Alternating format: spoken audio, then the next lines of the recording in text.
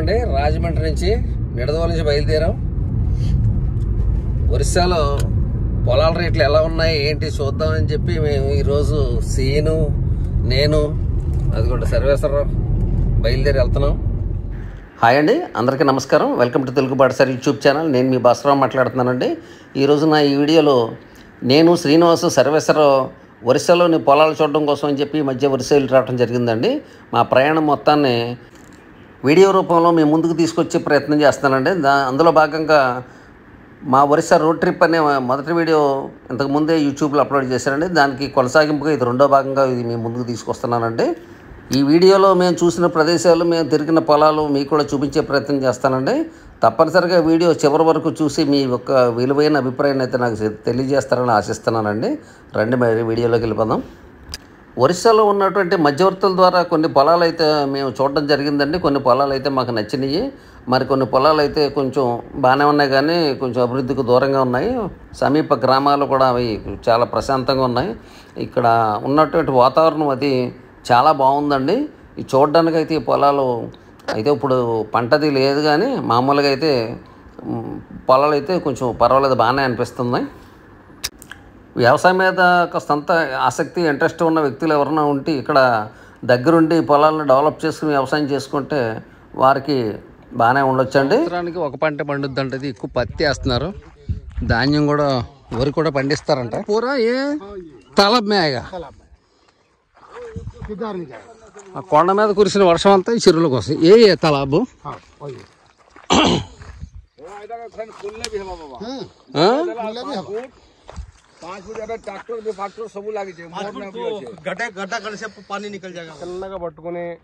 ఈ కంచెత్తనం చెట్టు కాడి నుంచి మొదలుపెట్టి ఇదిగోండి ఈ రోడ్డు అంతా కనపడుతుంది. ఈ రోడ్డుకి కుడి పక్కన ఉందండి మొత్తం 30 ఎకరాలు. అదిగో కొండ మంచి వచ్చి డౌన్లో మాత్రం చెరువు ఉంది. ఆ చెరువును బాగు చేసుకుంటే నీళ్లు నిలవబెట్టుకోవచ్చు. ఎకరాలు మొత్తం ఒకటే ప్రతి మధ్యలో ఇంకెవరు అడ్డలేరు పొలాల్లోకి. ఇదంతా పంచాయతీ రోడ్డు. అది అక్కడ మన కారు నిలబెట్టదు కదా, అది తార్ రోడ్డు.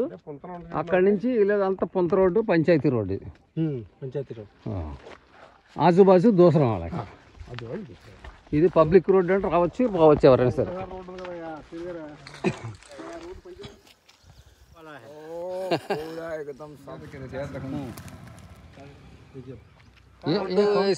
కొత్తగా రోడ్డు వేసారు. రోడ్డు మా ఈ పొలం పక్కనే ఉంది. వీళ్ళు మట్టి తీసుకుంటా ఇక్కడ మట్టి తడుపుకోవడానికి కొంచెం తవ్వారంటే బుల్డోజర్ తోటి. ఇక్కడ నీళ్లు పడ్డాయి, 10-12 అడుగుల్లోనే నీళ్లు పడ్డాయి. ఇక్కడ నీళ్లు కూడా ఇంకా ఉన్నాయి. ఇక్కడ ఎలా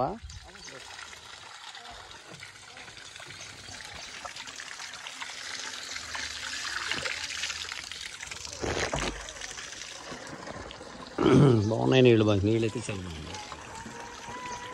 హాయ్ ఫ్రెండ్స్, అరవింద్ పాండిగ్రాహి, సీను, సర్వేశ్వరరావు, నేను ఇంకా ఇద్దరున్నారు. ఊళ్ళోకి వెళ్ళారు వాటర్ తేవడానికి. వాటర్ అయిపోవచ్చింది. అలాగే ఇదిగో సాంబార్ రైస్. ఒరిస్సాలో మేము వ్యవసాయ భూములు చూడడానికి వెళ్ళినప్పుడు మాకు సమయానికి అందుబాటులో రెస్టారెంట్లు అవి ఉండవన్న ఉద్దేశంతో ముందుగానే మేము మా కూడా వంట పాత్రలు అవి తీసుకెళ్ళడం జరిగిందండి. దాంతో మేము ఎక్కడ వీలుంటే అక్కడే మేము వంట చేసుకుని తినేవాళ్ళం అండి. ఇలా మేము ముందుగానే మేలుకోవటం వల్ల మా ప్రయాణం మొత్తంలో మేము ఎక్కడ ఫుడ్కి అయితే ఎక్కడ ఇబ్బంది పడలేదండి. సమయానికి భోజనం చేసేవాళ్ళం. అబ్బో రైస్ చాలా ఉండేది. మొత్తం 6గురికి ఎక్కువైపోద్దా? 10 మందికి వస్తుంది రైస్. 10 మందికి వస్తుంది రైస్. అదిగో సాంబార్ చాలా చక్కగా కలర్ఫుల్గా తయారు చేసాడు సర్వేశ్వరరావు. ఇప్పుడు ఇందులో తాలింపు పెట్టి తింటే ఓకే మరి ఇంక తాలింపు పెట్టండి తింపండి. अरविंद अरविंद कैसा है जी? बहुत बढ़िया है sambar, very nice sambar rice, बहुत नाइस टेस्ट. అదిగో సాంబార్ రైస్ ఆయన కూడా బాగుంది అంటున్నాడు. సీను సర్వేశ్వరరావు తయారు చేశారు. ఏమయ్యా నవ్వాయి బాబు, ఎప్పుడు నవ్వు చక్కగా నవ్వుతూ తినాలయ్యా, సంతోషంగా తినాలయ్యా. నవ్వుతూ బతకాలి రా తమ్ముడు, నవ్వుతూ సావాలి పాఠం ఒకసారి వినిపించాలి సార్ కారులో సీన్కి. సర్వేశ్వరం ఇంకా తినలేదు పాపం. వాళ్ళిద్దరు ఇంకెంతసేపు ఉన్నారు. అది కారు అక్కడే ఉంది. కారుకి భోజనం పొద్దునే పెట్టేసాం, పొట్ట నిండా పెట్టేసాం కారుకి. ఓకే సర్వేశ్వరం అయితే ఇంకో ప్లేట్ నాకు కూడా పెట్టే, నాకు కూడా పెట్టే తినేస్తాను. Okay. It is a new test in Odisha, sir. New test. New taste. New test in Odisha. Thank you very much. ఇటువంటి సాంబార్ ఎప్పుడు తినలేదు అంటాడు ఆయన, నిజంగాను మరి ఆయన మనసులోంచి వచ్చిందని అనుకుంటున్నాను. ఓకే.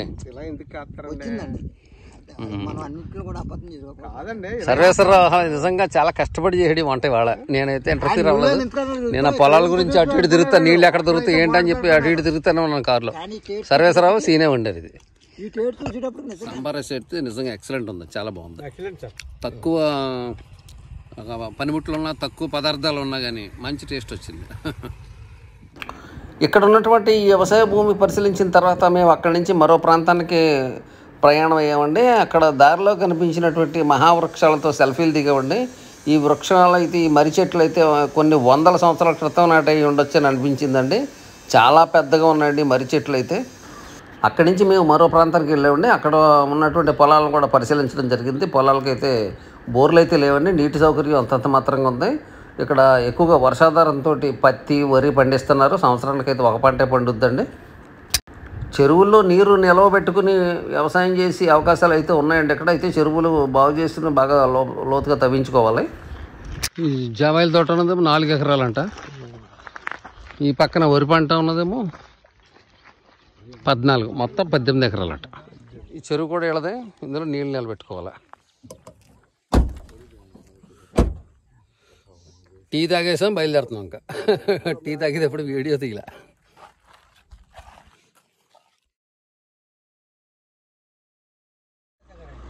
యాభై ఎకరాలు అంటండి. మరి ఎందులో ఏం పంట ఉందో ఏంటో, మరి సాయంత్రం దాకా తిరుగుతూ ఉంటుంది. ఈ టైం అయింది అక్కడికి వచ్చేటికి. చీకటి పడిపోతుంది మొత్తం చూద్దామంటే. ఎకరం 4,50,000 అంట. మేము పొలాలు పరిశీలిస్తుండగానే చీకటి పడిపోయిందండి. ఇంకా చీకటిలోనే మేము టీట్లగడ్డ ప్రాంతానికి అయితే వచ్చేసాము. టీట్లగడ్డ ప్రాంతంలో మా మధ్యవర్తిని అక్కడ డ్రాప్ చేసేసి మేము ఒక లాడ్జీలో రూమ్ తీసుకునే హోటల్లో పడుకున్నామండి. అప్పటికి ఇక వర్షం కూడా పడింది బాగానే. Lord Shiva temple, Mahabaleshwar temple చూద్దామని వెళ్తున్నాం.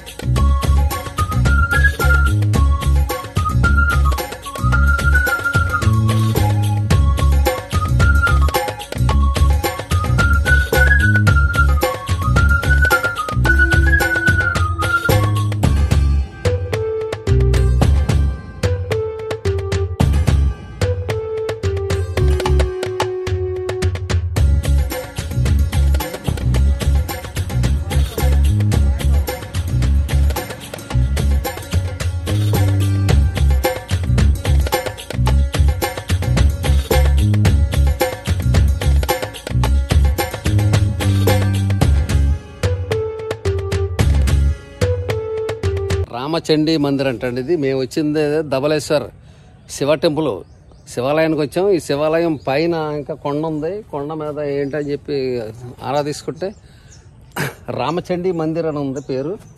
అడిగాం పూజారి గారిని, పైకి వెళ్ళమన్నాడు. అయితే గుడి కట్టేసి ఉంది అక్కడ. చిన్న గుడి ఉంది లోపల, చూస్తున్నారు కదా ఆ షెడ్లో ఉంది చిన్న గుడి.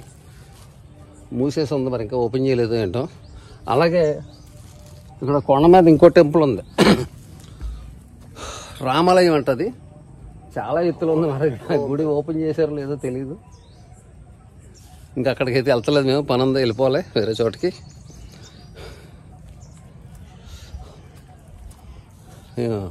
దర్శనం బాగా జరిగింది సీనా? ఎక్సలెంట్ గా జరిగింది. శివుడు బాగా కనబడ్డాడు, దర్శనం ఇచ్చాడు. సరే వెళ్దాం అండి. ఒరిస్సా రాష్ట్రంలోని టిట్లగఢ్ అనే టౌన్లో ఉన్నటువంటి ఈ దుబలేశ్వర్, మహాదుబలేశ్వర శివ టెంపుల్ అంటే శివాలయానికి వచ్చాం. ఇక్కడ దర్శనం అది చేసుకున్నాం శివుడి గుడిలో.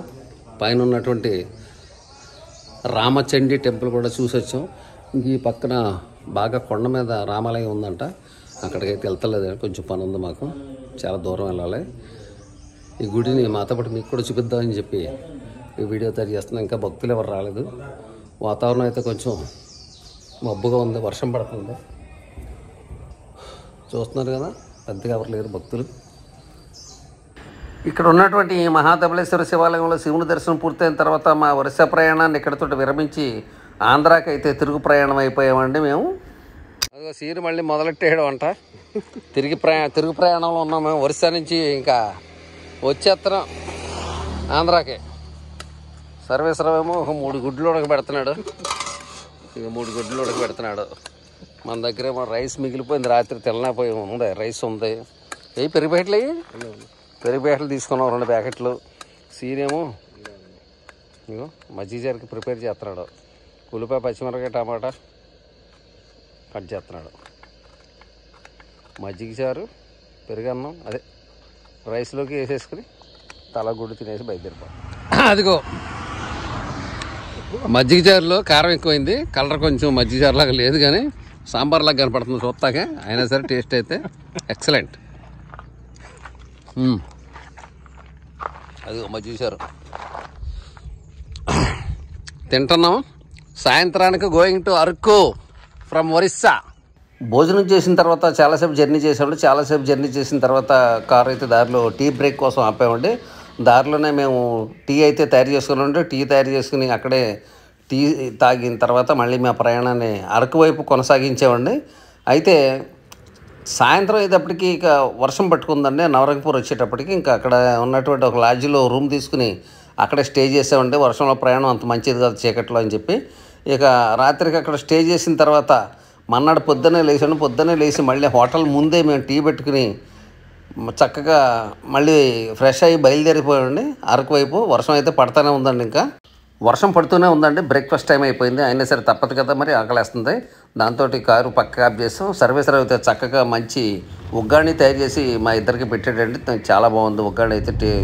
తిని మేము మా ప్రయాణాన్ని అరకు వైపు అయితే మళ్ళీ కొనసాగించామండి. సన్నగా వర్షం పడుతూనే ఉంది. ఒరిస్సాలో ముఖ్యంగా చెప్పుకోవాల్సిందండి రోడ్డు గురించి చెప్పుకోవాలండి. డబల్ రోడ్ అయినా కానీ అద్భుతంగా ఉన్నాయని చెప్పాలండి. రోడ్డు చాలా బాగుందండి. ఎక్కడ చిన్న గొయ్య కానీ గొప్ప కానీ ఏమీ లేదండి. రోడ్లు బాగోబట్టి మేము అంత దూరం ప్రయాణం చేయగలిగామండి కారు మీద. ఇక్కడితోటి మా ఒరిస్సా ప్రయాణం పూర్తయిందండి. మేము ఇక్కడి నుంచి సాయంత్రానికి అరకు చేరుకున్నామండి. అరకులో 3 మిత్రుల విహారం అనే పేరుతోటి ఆల్రెడీ వీడియో యూట్యూబ్లో అందుబాటులో ఉందండి. తప్పనిసరిగా చూడండి. అలాగే ఈ వీడియో నచ్చితే తప్పనిసరిగా లైక్ చేయండి, షేర్ చేయండి, కామెంట్ చేయండి. అలాగే సబ్స్క్రైబ్ చేసుకోవడం మాత్రం మర్చిపోకండి. మరో మంచి వీడియోతో త్వరలోనే మీ ముందుకు వస్తానండి. ఉంటానండి. బై అండి. జై హింద్.